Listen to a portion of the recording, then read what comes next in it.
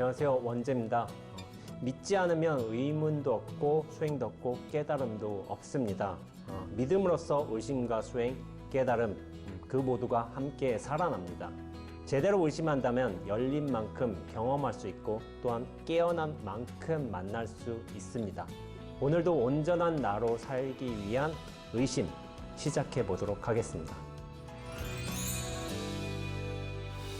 제가 세계 일주를 할 때의 일입니다. 낮 시간 동안에는 제가 이제 여러 곳을 다니기도 하고 또한 사람들도 만나고 했습니다. 그런데 이제 여행을 하면서 이곳에서 저곳으로 옮겨야 되는데 보통 이제 밤 시간에 기차나 버스를 타고서 옮겼습니다. 여행 경비를 아끼려고, 숙박비를 아끼려고 그랬는데요. 근데 이제 밤에 그렇게 버스나 기차 안에서 있다 보면은 좀 시간이 길잖아요. 그렇게 이제 버스나 기차 안에서 좀 무료한 시간을 달래려고 저는 세계 일주를 시작하기 전에 법륜스님의 증문육설 600여 개 정도를 mp3 파일로 담아가지고 이렇게 준비를 해놨어요. 그래서 세계 일주를 하는 2년 동안 총 400여 개 정도의 좀 증문육설 법문을 들었던 듯 합니다. 그런데 제가 이 증문육설을 들으면서 법륜스님의 내공에 그리고 그 지혜로운 답변에 무척이나 감탄하기도 했지만은 또한 법륜스님의 좀 인간적인 자비심 그리고 그런 어려운 듯한 상황을 굉장히 가볍게 풀어나가시는 좀 재치에 좀 감탄도 많이 했습니다. 그런데 제가 스님의 법문을 들으면서 깊은 내공을 느꼈던 것은 단지 증문즉설에 고민을 가져오는 사람들이 처한 환경, 문제, 관계 등을 바라보고 또한 해석하는 방식이 남달랐기 때문만은 아니었어요.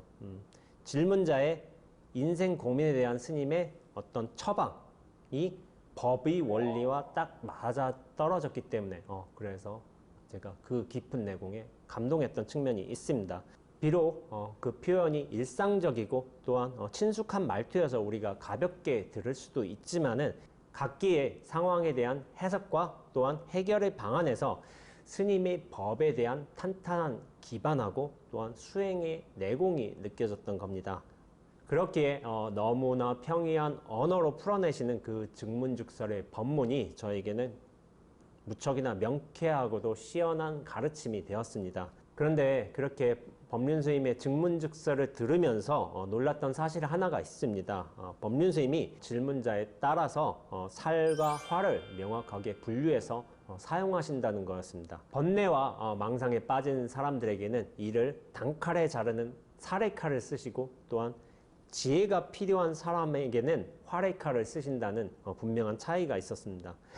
상황과 필요에 따라서 살도 쓰고 또한 활도 쓸 줄 알아야 됩니다.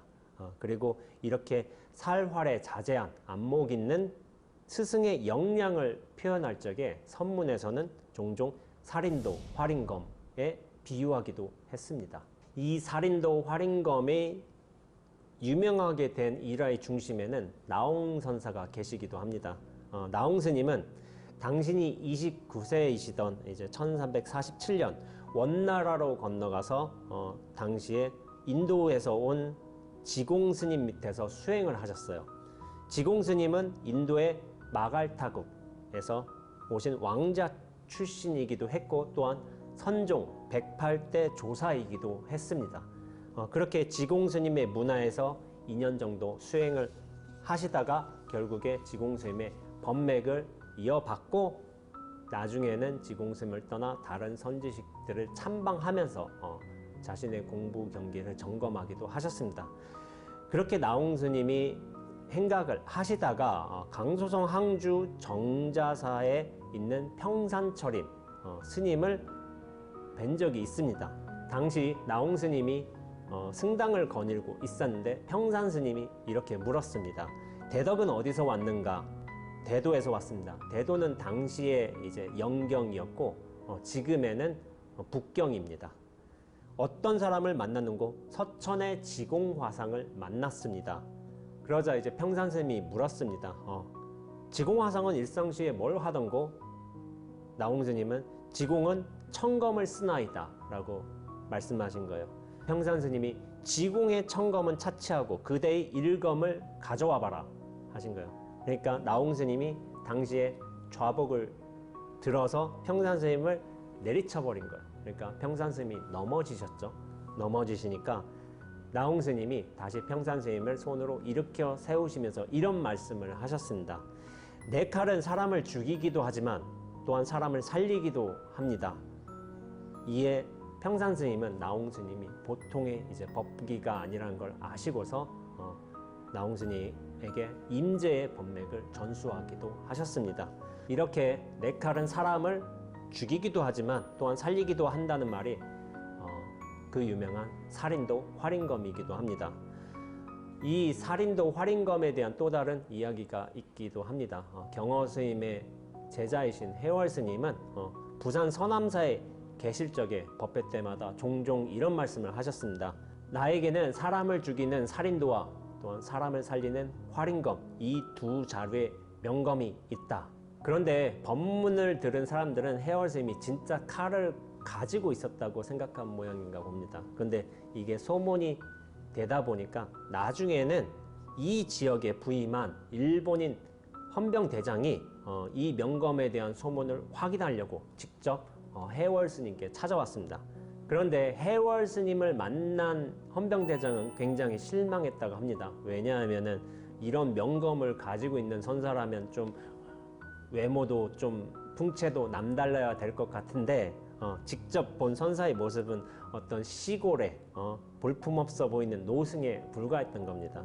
그렇지만 헌병대장은 이 검을 보기 위해서 온 것이었으니 스님께 이 명검을 보고 싶다고 이야기를 했습니다.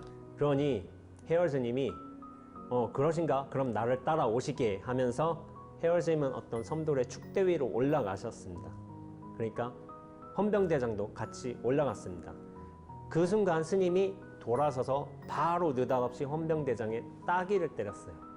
그러니까 헌병대장이 그 갑작스러운 공격에 놀라기도 했고 또한 축대 밑으로 좀 굴러떨어져 버린 겁니다. 그러니까 이 당황하는 헌병대장을 앞에 두고서 해월 스님이 한 손을 내밀면서 이렇게 얘기를 한 겁니다. 방금 전 당신을 때린 이 손이 사람을 죽이는 칼이요. 지금 당신을 일으켜 세운 이 손은 사람을 살리는 칼이로다 라고 했습니다. 일제 침략기 시대에 나는 새도 떨어뜨린다는 이제 헌병대장의 위용도 있는 것인데 그런 헌병대장을 때려 눕힌 선승의 기상도 참 드높았지만 이 헌병대장도 보통 사람은 아니었던 듯 합니다. 해월 스님에게 삼배를 하고 그냥 그 자리를 떠나갔다고 합니다. 그런데 추가적으로 좀 말씀을 드려보자면은 칼에는 이렇게 도하고 검이 있습니다. 그런데 도와 검이 차이를 아시는가요? 무슨 차이가 있냐면 도는 외날이고 또한 검은 양날입니다.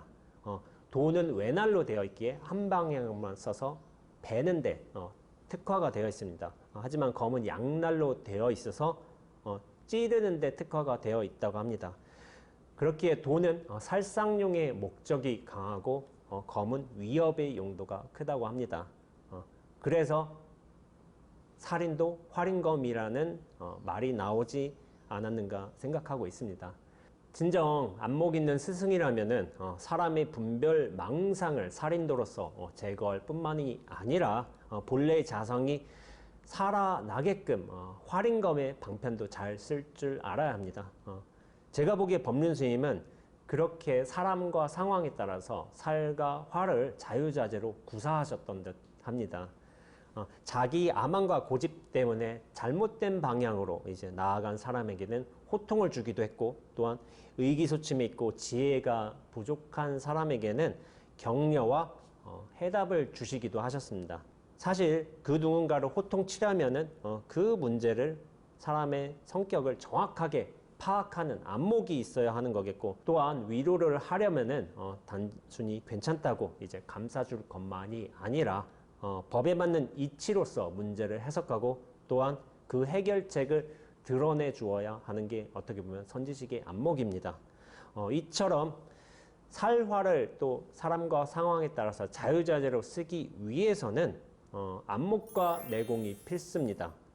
수백 편의 증문즉서를 들으면서 저는 법륜스님의 이 안목과 내공에 참 여러 차례 감탄을 했습니다. 그런데 제가 그 어디선가 이런 말을 들은 적이 있습니다. 법륜스님의 증문즉설에 참여를 해서 그렇게 법륜스님으로부터 직접적으로 조언과 해답을 들은 분들이 계세요.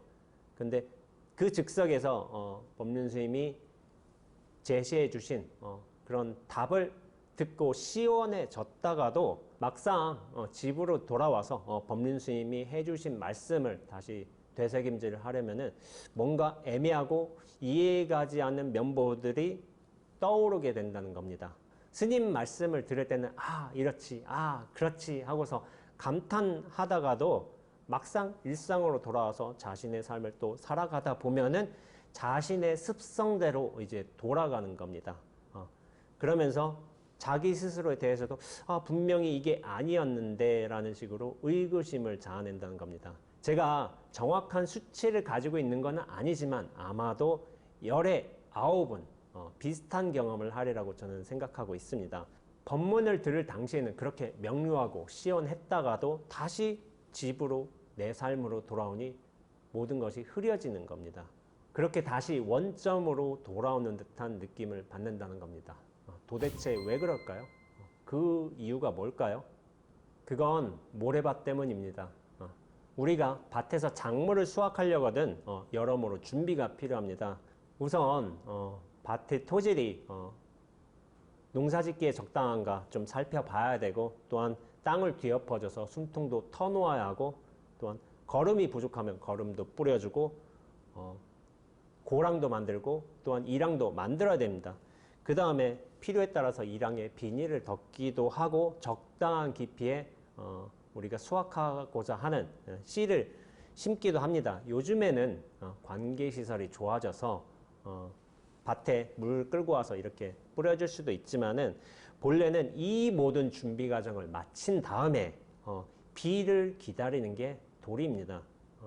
비는 언제 올지 모르지요.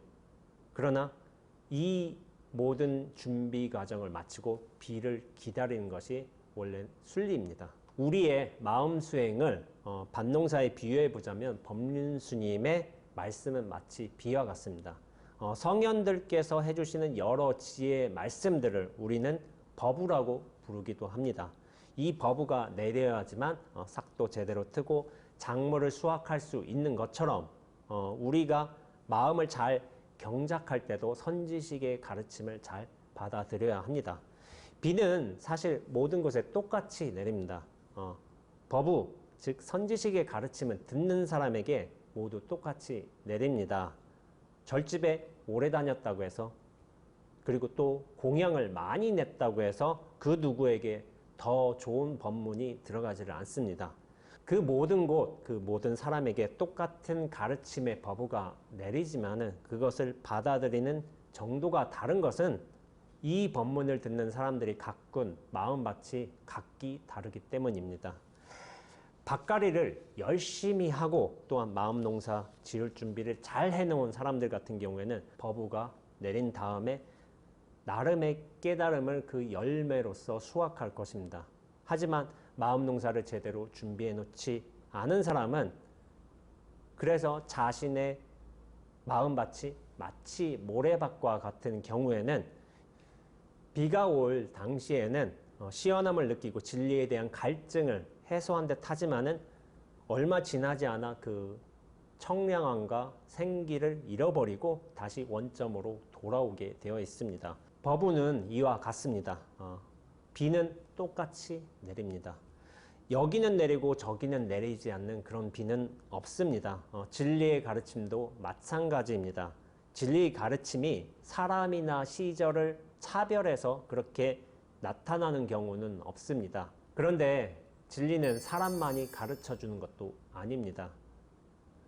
선에는 유정설법, 무정설법이라는 말이 있는데 그 모든 살아있는 것들과 우리가 죽어있는 것처럼 보이는 이 산천 초목도 또한 법을 여실하게 설하고 있다는 말입니다.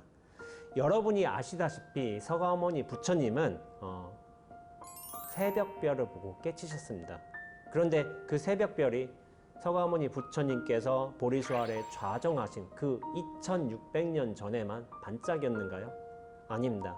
지금 2021년 한국에서도 여전히 새벽별은 반짝이고 있습니다. 서선대사 같은 경우에는 한낮에 닭 우는 소리를 듣고 깨치셨습니다. 물론 지금 우리가 한낮에 닭 우는 소리를 듣기는 힘들지요. 그러나 우리가 매일 듣는 핸드폰 알람 소리, 벨 소리는 똑같은 형태의 울림입니다. 만일 서산대사께서 현 시대로 오신다면 저는 서산대사께서 핸드폰 벨 소리를 듣고 깨치실 거라고 생각하고 있습니다. 법문은 그 언제고 어디서고 활달하게 펼쳐져 있습니다. 다만 내가 이 마음밭을 얼마나 잘 가꾸어 놓았는가, 내 마음이 진리의 법문을 받아들이게끔 얼마나 잘 비워져 있는가, 또한 나는 얼마나 성실한 마음 농사꾼이었던가, 또한 나는 얼마나 성실한 마음 농사꾼이며 수행자였던가의 여부가 다른 것 뿐입니다. 바깥의 문제가 아닙니다. 철저하게 나의 문제이고 또한 나의 상황입니다. 그렇기에 바깥의 상황을 탓하지 않고 내 자신의 수행을 투철하게 성찰하고 반성할 일이라고 생각하고 있습니다. 그 언제고 나의 문제로 돌아와야 한다는 이 명백하고도 변함없는 사실뿐입니다. 그렇게 우리가 우리 마음밭을 잘 경작해서 진리와 하나가 된다면은 나홍 스님이 좌복으로 내친 인연에 곧장 활인검을 들을 것이고, 또한 해월선사가 따귀를 때리는 그 순간에 살인도를 곧장 보게 될 것이라고 생각하고 있습니다. 이처럼 살활이 이미 자유롭게 살아있는 진리의 세계가 여러분들의 눈앞에 곧장 펼쳐질 것입니다. 생각은 인연 따라 일어나는 것이고 또 인연 따라 사라집니다. 우리의 삶도 그렇습니다. 인연의 흐름대로 잘 살면 됩니다. 그럼 우리 적당히 건강하고 적당히 행복합시다. 원재였습니다.